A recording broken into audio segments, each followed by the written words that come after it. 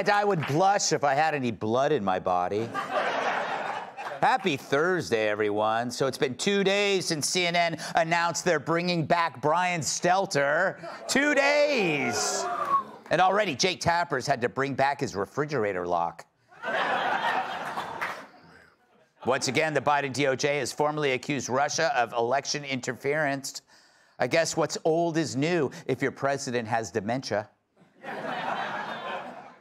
Liz Cheney says she's voting for Kamala Harris. Well then, Kamala has my vote, says one man. That's Benedict Arnold for all you non-history buffs. A Las Vegas woman told police she stole an expensive casket containing a body because she blacked out from drinking. But don't worry, the corpse was returned safely.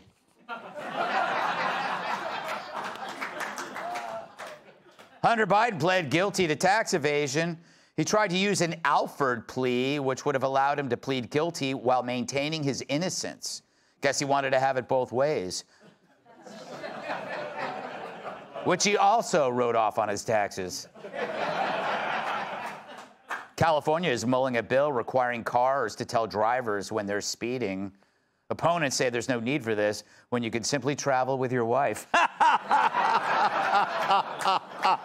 Because they're always telling you what to do. Am I right, dudes? Huh? Yeah. Brave man. Wives, huh? What can you do with them, huh? All right. Demi Moore said she recently recovered from a painful case of shingles.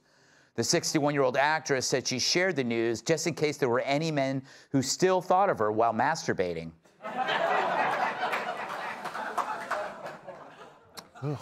Actor Joaquin Phoenix faces questions as to why he dropped out of a movie where his character would engage in gay sex scenes. Publicists say he'll now have to prove he's not homophobic by rollerblading. Do people still do that? And finally, a transatlantic flight had to make an unplanned stop in New York to get on a different plane because a passenger had diarrhea. The passenger has been placed on the no-fly list and the lots of flies list.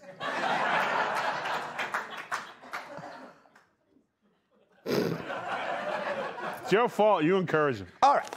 So stop me if you've heard this one before. The Department of Justice and the FBI just announced another investigation of Russian influence of American presidential politics. The DOJ charged 2 Russian employees of RT, the Russia state-run media outlet, with funding a $10 million scheme to push right-wing viewpoints and help Donald Trump get elected. The DOJ seized 32 internet domains that they say mimicked legit U.S. news outlets, all to spread disinformation. So what was that disinformation? Well, it was unaffordable prices for food and goods, that DEI might be bad, and that crime committed by illegals is happening.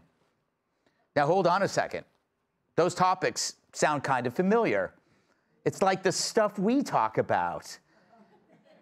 How convenient is that for our weaponized justice system? Every single issue we cover can now be chalked up to Russian disinfo. At least they left out the restful benefits of Relaxium. So Russia paid $10 million for stuff you could have gotten from me for free. Well, I would have only charged 7. 10 million is actually a pay cut, I kid. But trust me, $10 million isn't much in TV. Fox spends that every week on hair and makeup. Not on me. It was 20, but then Geraldo left. Never over. They actually hired a migrant crew just to landscape his mustache. But sorry, guys, hate to break it to you, it isn't Russia destroying our faith in government, it's our government telling us that Trump can't be president because Moscow prefers him to Kamala. I know, Russia doesn't want Kamala. Even the people who embraced Karl Marx thinks Kamala is too much of a Marxist. That's like The View saying a Big Mac is too high in calories. Look, I don't want any foreign state interfering in our elections, but my dog's Instagram has more influence. One fake social media account alleged to have spread Russian lies had only 7 followers. It was called CNN California. Yeah, but with only 7 followers, seems pretty accurate. Meanwhile, notice what meddling evildoer wasn't the target of any indictments. Iran, who hacked Trump's campaign, funded protest groups that took over American colleges and sponsored Hamas, which killed U.S. citizens. I mean, why target Russia, not Iran? Iran tried to kill Donald Trump. Well, I guess some questions answer themselves. Meanwhile, China's assets drive around Democrat senators. They screw Democrat congressmen like Eric Swalwell. He smells. And they get themselves on the staff of New York governors. I guess the problem with Chinese influence is that an hour later, Democrats are hungry for more.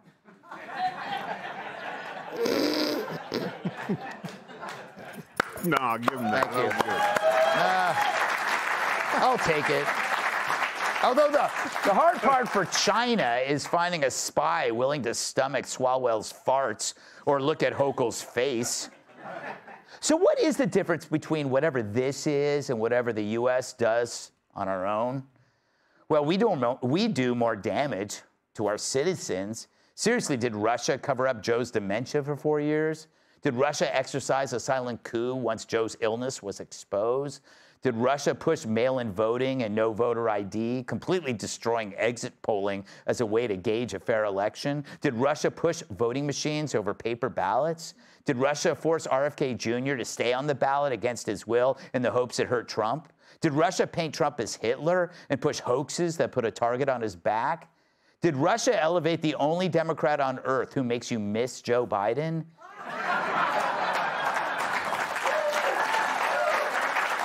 And did Russia, in the worst interference of all, weaponize our justice system in a perversion called lawfare, all to a cheering American media? Damn, I'll take foreign interference over this domestic any day. You know, maybe that's why the Dems are sweating. Even when it comes to cheating, they hate competition. Let's welcome tonight's guest. On a list of financial experts, she's dead last. Alphabetically, financial analyst Heather Zumaraga. He looks like a guidance counselor who got caught in a sting. Comedian Lou Perez. To the bar, she cannot lead us now that she's with Fetus. New York Times bestselling author, Fox News contributor, Cat 2. And he's never won at hide and seek. New York Times bestselling author, comedian, and former NWA World Champion Tyrus.